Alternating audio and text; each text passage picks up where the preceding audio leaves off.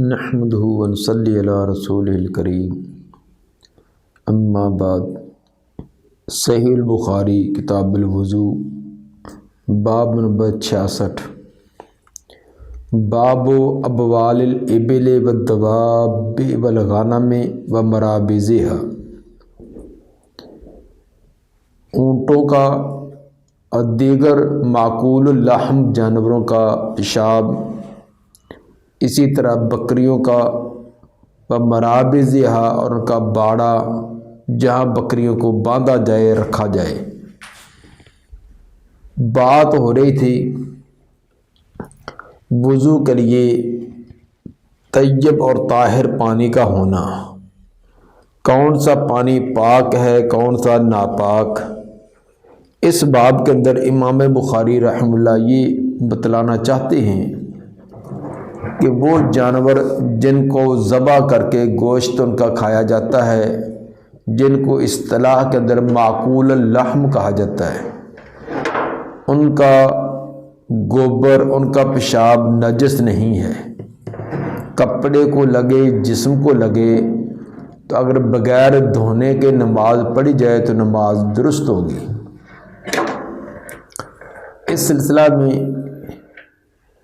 امام بخاری رحمہ اللہ ابو موسیٰ اشعری رضی اللہ تعالی عنہ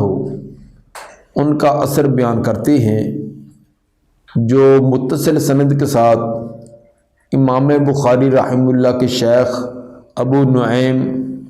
ان کی کتاب الصلاۃ کے اندر موجود ہے۔ فرماتے ہیں کہ وصلی ابو موسیٰ فی دار البرید والسرکین، حضرت ابو موسیٰ اشعری رضی اللہ تعالیٰ عنہ نے دار البرید میں والسرکین اور گوبر والی جگہ پر نماز پڑھی۔ والبریۃ الی جنبہ، حالانکہ کھلا میدان ان کے پہلو میں تھا، وسیع اور کھلا میدان بھی ایک طرف کو پڑا ہوا تھا، لیکن اس کے باوجود دار البرید اور سرکین جگہ پر نماز پڑھی۔ فقال ہا ہنا وثم سواء، اور فرمانے لگے کہ اس جگہ نماز پڑھنا اور وہ کھلے میدان میں نماز پڑھنا یہ برابر ہے، نماز کی قبولیت میں کوئی فرق نہیں، نماز کے صحیح ہونے میں یہ دار البرید میں گوبر والی جگہ وہاں پڑھنا اور دوسری جگہ جس کے اندر یہ چیزیں نہیں وہاں پڑھنا یہ برابر ہے۔ دار البرید سے مراد برید ڈاک کو کہتے ہیں، تو دار البرید ڈاک کے لیے جو خاص جگہ مقرر اور متعین کی جاتی ہے، چونکہ پہلے دور میں ڈاک کا نظام آج کی طرح نہ تھا، بلکہ اس کے لیے جو شاہی خطوط ہوتے تھے، سرکاری خطوط ہوتے تھے، ان کو پہنچانے کا طریقہ یہ ہوتا تھا کہ کچھ فاصلے پر ایک استبل خانہ ہوتا تھا، گھوڑے وہاں تیار ہوتے تھے جس کو دار البرید کہتے تھے، آج ہم اس کو ڈاک خانہ بھی کہہ سکتے ہیں، لیکن وہاں تیز رفتار گھوڑے تیار کر کے رکھے ہوتے۔ ایک سرکاری آدمی وہ سرکاری خط تھیلی کے اندر جو سیل بند ہوتی اس کو لیتا، تیز رفتار گھوڑے پر سوار ہوتا، اس کو دوڑاتا، وہ 8 میل 10 میل 15 میل گھوڑے کو دوڑاتا جاتا، تو جب اس کی منزل آتی، ایک منزل مثلا 10 میل اس نے طے کرنا ہے، تو 10 میل کے فاصلے پر ایک دار البرید بنا ہوتا، تو وہ دور سے تیز رفتار گھوڑے پر آتا ہوا سرکاری آدمی دیکھ کر آگے والا ایک آدمی گھوڑے کو وہ تیار بیٹھا ہوتا، وہ آدمی پہنچتا، وہ ڈاک والا سرکاری تھیلا اس کو پکڑا دیتا، وہ لیتے ہی وہ اپنے گھوڑے کو دوڑانا شروع کر دیتا۔ وہ اسی طرح 10 میل 12 میل جتنی سطح پر بھی ہوتا، آگے دار البرید بنا ہوتا، وہاں کا گھوڑ سوار وہ تیار کھڑا ہوتا، وہ اس سرکاری چیز کو وصول کر کے اسی طرح آگے گھوڑا دوڑنا شروع کرتا۔ اس طرح جہاں اس کو پہنچانا مقصود ہوتا تھا تو ڈاک کے ذریعے اس طرح یہ چیز پہنچائی جاتی ہے۔ اس کے اندر کسی قسم کی خیانت بھی نہ ہوتی اور جلدی ہی چند گھنٹوں کے اندر ایک جگہ سے دوسری جگہ چیز پہنچا دی جاتی۔ تو یہ راستے کے اندر جو گھوڑا اور گھوڑ سوار تیار کر کے جگہ ہوتی تھی اس کو دار البرید کہتے تھے۔ صاف ظاہر ہے کہ جہاں گھوڑوں کو باندھا ہوا ہے، تیار کر کے رکھا ہوا ہے، تو وہاں ان کا بول و براز بھی گرتا ہوگا، بول و براز بھی ہوگا۔ تو اس طرح کی جگہ پر ابو موسیٰ اشعری رضی اللہ تعالیٰ عنہ نے نماز پڑھی ہے۔ بس سرکین منا گوبر وغیرہ گائے بھینس کا جو گوبر ہوتا ہے ان کی جگہ پر بھی وہ نماز پڑھ لیتے تو ثابت ہوا کہ معقول اللحم جانور ان کا بول و براز یہ نجس نہیں۔ اگر زمین ایسی جہاں گوبر وغیرہ ہے، جانوروں کا معقول اللحم جانور کا بول و براز ہے تو وہاں نماز پڑھی جا سکتی ہے۔ حالانکہ ابو موسیٰ اشعری رضی اللہ تعالیٰ عنہ کے بارے میں پیچھے آ چکا ہے کہ وہ طہارت کے بارے میں بڑی سختی اور شدت کرتے تھے، حتیٰ کہ وہ پیشاب کرنے کے لیے بھی انہوں نے بوتل رکھی ہوئی تھی تاکہ زمین پر اگر پیشاب کیا جائے تو کوئی چھیٹا اڑ کر کپڑے پر یا جسم پر نہ گر جائے، اس قدر احتیاط کرتے تھے۔ تو جب وہ طہارت کے بارے میں اس قدر احتیاط کرنے والے تھے تو پھر انہوں نے دار البرید اور سرکین والی جگہ پر نماز پڑھی ہے تو یقیناً یہ ان کے نزدیک نجس نہیں ہے۔ اگر نجس ہوتے تو نجس والی چیز سے تو اتنا اجتناب کہ خود اپنا پیشاب کرنے کے لیے بھی اتنی احتیاط کرتے کہ بوتل رکھتے کہ کوئی قطرہ زمین پر گرنے کی وجہ سے کوئی چھینٹ وغیرہ نہ آ جائے۔ باقی ان کا یہ فرمانا کہ اس دار البرید پر یا دار سرکین پر اور خالی جگہ پر نماز پڑھنا برابر ہے، یہ برابر تھا نماز کی صحت کے بارے میں۔ تو باقی اگر خشوع خضوع کے اندر صاف ستھری جگہ ہے، وہاں بول و براز بھی نہیں، اس کا کوئی بو وغیرہ بھی نہیں،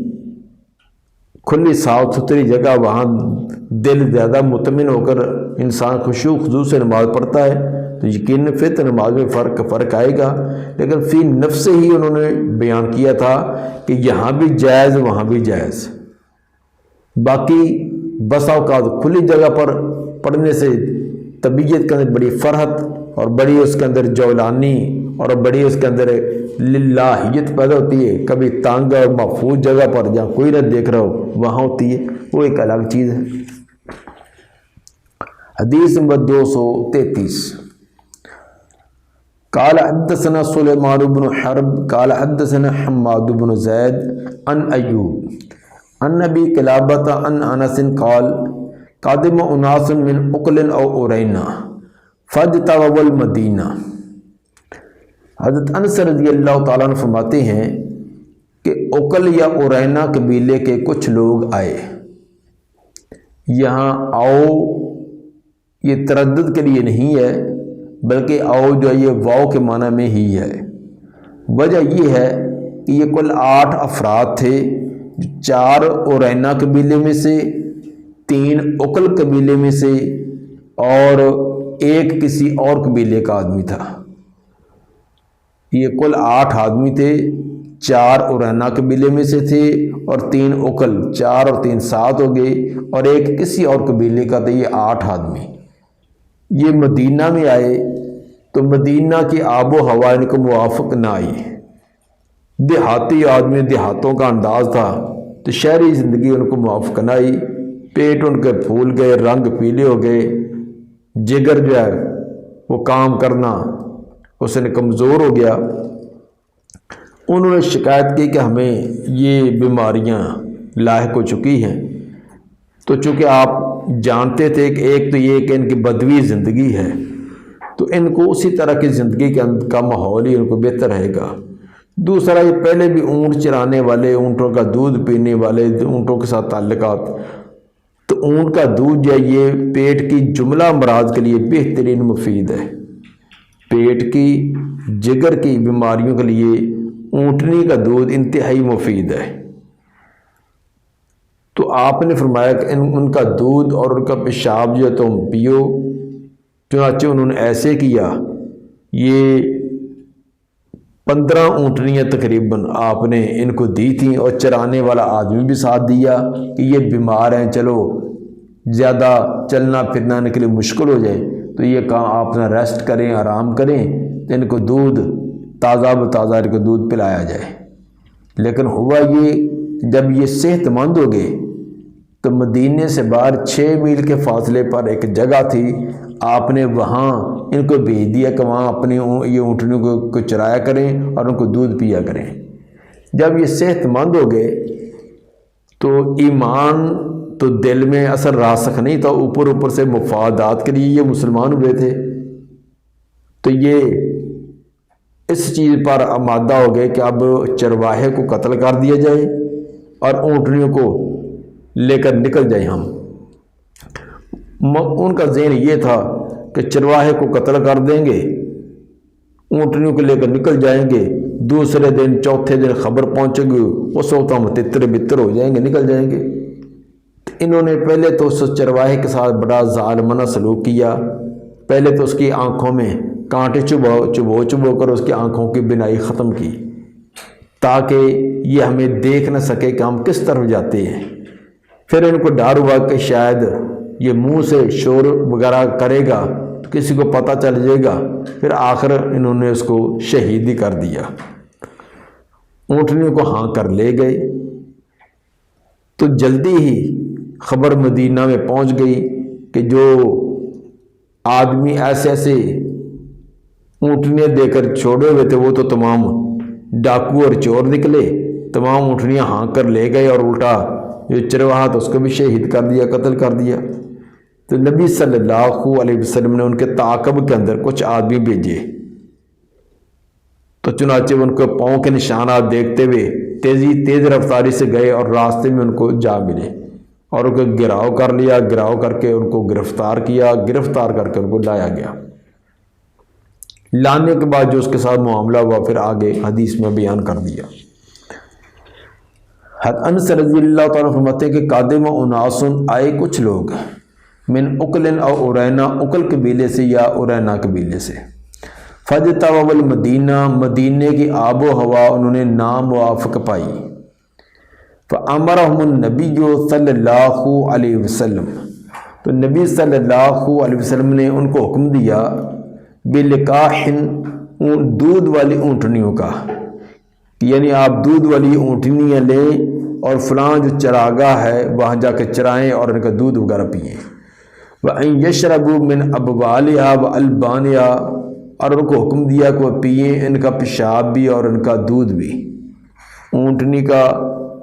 دودھ جو ہے یہ بھی جیسے بتلایا کہ بہترین مفید ہے، اور اس طرح ان کا پیشاب بھی، اس طرح ضعف جگر جن کا معدے کی امراض ہے ان کے لیے یہ بہترین علاج ہے۔ فَانْطَلَقُوا، پس وہ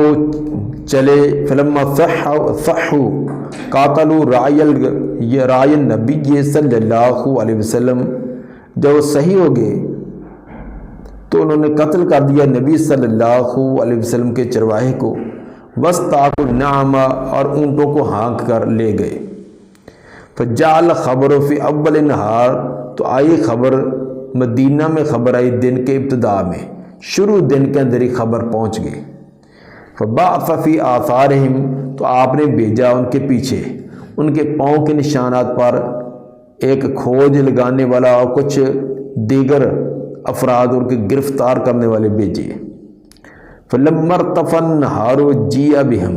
جب دن کچھ اونچا ہو چکا تھا تو ان کو لایا گیا۔ ابھی دن تھوڑا ہی اونچا ہوا تھا کہ یہ تمام کے تمام یہ ان کے پیچھے تعاقب کے اندر جو آدمی بھیجے تھے ان کو گرفتار کر کے لے آئے۔ فَأَمَرَ فَقَطَعَ أَيْدِيَهُمْ وَأَرْجُلَهُمْ، تو آپ نے حکم دیا کہ کاٹے جائیں ان کے ہاتھ اور ان کے پاؤں، ان کے ہاتھ پاؤں بھی اسی طرح کاٹے جائیں۔ وَسُمِرَتْ أَعْيُنُهُمْ اور ان کی آنکھوں میں گرم سلائیاں ڈالی جائیں، جیسے انہوں نے ہمارے آدمی کی آنکھ میں سلائیاں بھی ڈالی اور کانٹے بھی چبو کر ان کی آنکھوں کا نور ختم کر دیا، اس بیچارے کو ترسا کر اور طرح طرح کی اس کو مشقتیں اور تکلیفیں دے کر اس کو شہید کیا، قتل کیا۔ ان کو بھی ایسے ہی کرو۔ چنانچہ ان کے ہاتھ پاؤں کاٹے گئے اور ان کی آنکھوں میں گرم سلائیاں ڈالی گئیں۔ وَأُلْقُوا فِي الْحَرَّةِ اور ان کو حرہ میں پھینک دیا گیا، کھلے میدان کے اندر پھینک دیا۔ يَسْتَسْقُونَ فَلَا يُسْقَوْنَ وہ پانی مانگتے رہے لیکن ان کو پانی نہ دیا گیا، آخر دم تک پانی مانگتے رہے لیکن ان کو پانی بھی نہ دیا، کیونکہ یہی سب کچھ انہوں نے اس چرواہے کے ساتھ جو ان کو خدمت کے لیے دیا تھا، اور وہ الٹا بیچارہ ان کی خدمت کرے، انہوں نے اس کے ساتھ یہ برا سلوک کیا۔ راوی ابو قلابہ وضاحت فرماتے ہیں کہ قال ابو قلابہ فہؤلاء سرقوا وقتلوا وکفروا بعد ایمانہم وحاربوا اللہ ورسولہ، ان لوگوں نے 4 جرم کیے تھے، جن کے ہاتھ پاؤں کاٹ کر آنکھوں میں سلائیاں ڈال کر آخر کار ان کو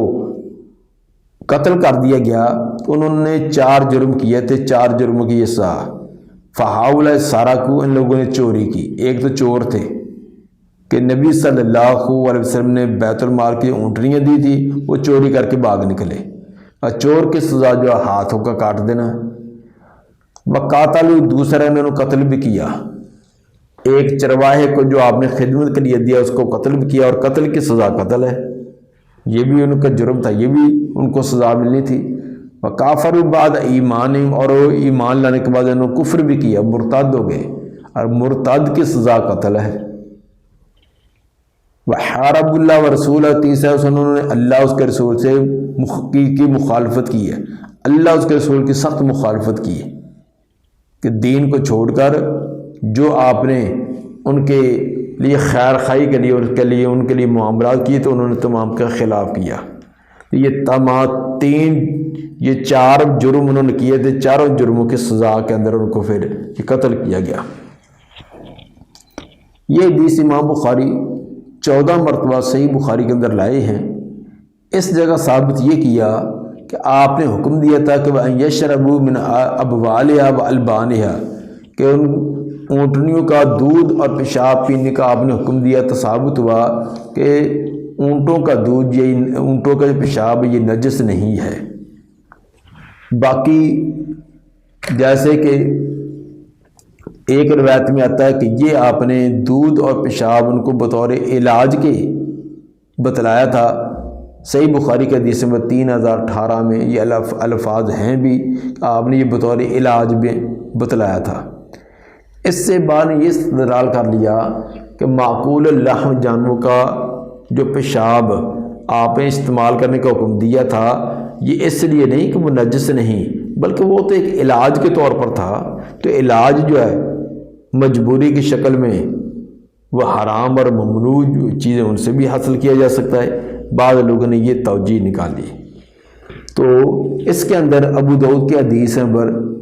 3873 وہ ذہن میں رہے، جس کے اندر آپ نے فرمایا تھا کہ حرام کے اندر شفا نہیں، حرام کے اندر شفا نہیں ہے۔ تو ثابت ہوا اگر یہ آپ نے صرف علاج ہی کے لیے ان معقول اللحم جانوروں کے پیشاب کی اجازت دی تھی، تو حرام کے اندر اگر یہ ہے حرام ہی، صرف علاج کے طور پر یہ بیان جواز اس کا بیان کیا تھا، تو حرام کے اندر تو شفا ہے نہیں، یہ آپ کا خوب واضح فرمان ہے۔ تو ثابت ہوا کہ یہ نجس نہیں ہے، اور جب نجس نہیں ہے تو کپڑے پر لگیں، جسم پر لگیں، یا زمین پر ان کا بول و براز ہو تو وہاں نماز ادا کریں، تو نماز ادا کرنا درست ہوگا۔ اس میں امام مالک، امام احمد، امام ابن خزیمہ اور امام ابن منذر اور امام ابن حبان، ان تمام کا نظریہ یہی ہے جو امام بخاری رحمہ اللہ کا نظریہ، کہ معقول اللحم جانور جن کا گوشت کھایا جاتا ہے ان کا بول و براز نجس نہیں ہے۔ اسلام نے یسر اور آسانی دی ہے، خصوصاً جو مال مویشیوں کا کاروبار کرتے ہیں، ان کو پالتے ہیں، ان کے ساتھ ان کا رہنا سہنا ہے، تو ان کے لیے تو اگر ان کا بول و براز نجس قرار دے دیا جائے تو ان کے لیے تو پاکیزگی اختیار کرنا، نماز پڑھنا تو انتہائی دشوار ہو جائے گا۔ جو مال مویشیوں میں رہتا ہے، ذمہ داروں کی حالات، جنہوں نے ذمہ داری کے حالات معاملات دیکھے وہ جانتے ہیں کہ گائے بھینسیں بکریاں رکھی ہیں تو ان کے کپڑوں پر کوئی ان کے پیشاب کا، کوئی ان کے گوبر کا، کوئی ادھر ادھر چیزیں لگتی رہتی ہیں،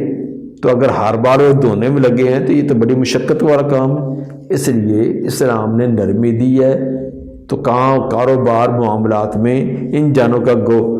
بول و براز لگ بھی جائے تو اس میں کوئی حرج نہیں، نماز ادا کی جا سکتی ہے۔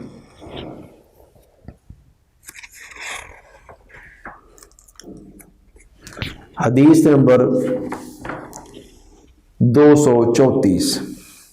قال حدثنا آدم قال حدثنا شعبہ قال اخبرنا ابو طیاح یزید بن حمید عن انس قال کان النبی صلی اللہ علیہ وسلم یصلی قبل ان یبنى المسجد فی مرابض الغنم۔ حضرت انس رضی اللہ تعالیٰ عنہ سے یہ روایت ہے کہ نبی صلی اللہ علیہ وسلم مسجد نبوی تعمیر ہونے سے پہلے نماز پڑھ لیا کرتے تھے بکریوں کے باڑے میں بھی۔ مرابض جہاں بکریوں کو بند کر دیا جاتا ہے چار دیواری کے اندر، یا کانٹے وغیرہ کی باڑ کی ہو اس میں، تو اس طرح جس کو باڑا کہا جاتا ہے، تو صاف ظاہر ہے کہ جہاں جانوروں کو رات رکھنے کے لیے چار دیواری یا کانٹے وغیرہ کی باڑ ہو تو وہاں ان کا بول و براز تو ہوگا ہی۔ تو آپ صلی اللہ علیہ وسلم مسجد نبوی کی تعمیر سے پہلے جہاں کہیں بھی موقع ہوتا ہوا نماز کا پڑھ لیتے، حتیٰ کہ بکریوں کے باڑے کے اندر بھی نماز پڑھ لیتے، اور بکریوں کا باڑا جو لازمی طور پر وہاں بول و براز تو ان کا ضرور گرا ہوگا۔ تو مطلب یہ ہوا کہ معقول اللحم جانوروں کا بول و براز یہ نجس نہیں ہے، بلکہ ان کی جگہ جہاں انہوں نے بول و براز کیا ہو تو وہاں نماز پڑھی جا سکتی ہے۔ یہ روایت میں امام میں بخاری صحیح بخاری کے اندر 9 مرتبہ لائے ہیں، اور 9 مرتبہ لا کر اس سے احکام یہ ثابت کیے کہ معقول اللحم جانوروں کا بول و براز یہ نجس نہیں، کپڑے پر لگے، جسم پر لگے، بغیر دھوئے کے نماز پڑھی جا سکتی ہے۔ تو جو لوگ اس کے نجس ہونے کے قائل ہیں وہ ان روایتوں کی بہت بعید قسم کی تعویلیں کر کے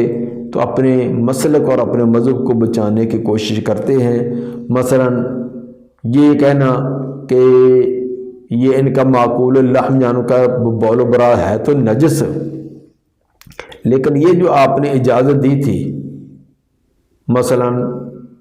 اس روایت کا جواب یہ دیتے کہ آپ ان کے باڑے میں نماز پڑھ لیتے، تو باڑے میں کون سی بکریاں ہمیشہ ہوتی ہیں، تو عین ممکن ہے کہ باڑے میں بکریاں نہ ہو تو اس وقت نماز پڑھی ہو،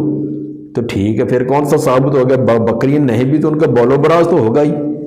اگرچہ وہ زمین کے اندر جذب ہو گیا ہو تو اس کی بو اور تعفن وغیرہ تو ہوگا، لیکن آپ نے یہ حکم نہ دیا کہ اس کو صاف ستھرا کیا جائے۔ جب حکم نہیں دیا تو صاف ظاہر کہ وہاں نماز آپ نے پڑھی ہے۔ اسی طرح پیچھے والے کا روایت جس کے اندر اونٹنیوں کا دودھ اور پیشاب کا حکم دیا تھا، وہاں یہ تعویل کرنا کہ یہ تو علاج تھا، علاج کے اندر تو مجبوری کی شکل میں چیزوں کو استعمال کیا جا سکتا ہے، اس کا جواب ساتھ بتلا دیا کہ جب حرام کے اندر آپ نے فرمایا کہ اس میں شفا نہیں ہے، تو صاف ظاہر ہے کہ اگر یہ نجس ہوتی، اونٹوں کا پیشاب نجس ہوتا، تو پھر آپ اس کو بطور علاج کے بھی استعمال کرنے کی اجازت نہ دیتے۔ دعا ہے کہ اللہ تعالیٰ نبی صلی اللہ علیہ وسلم کے فرامین کو کما حق و سمجھ کر ان کے مطابق عمل کرنے کی توفیق عطا فرمائے۔ سبحان ربک رب العزت عما یصفون وسلام علی المرسلین والحمد للہ رب العالمین۔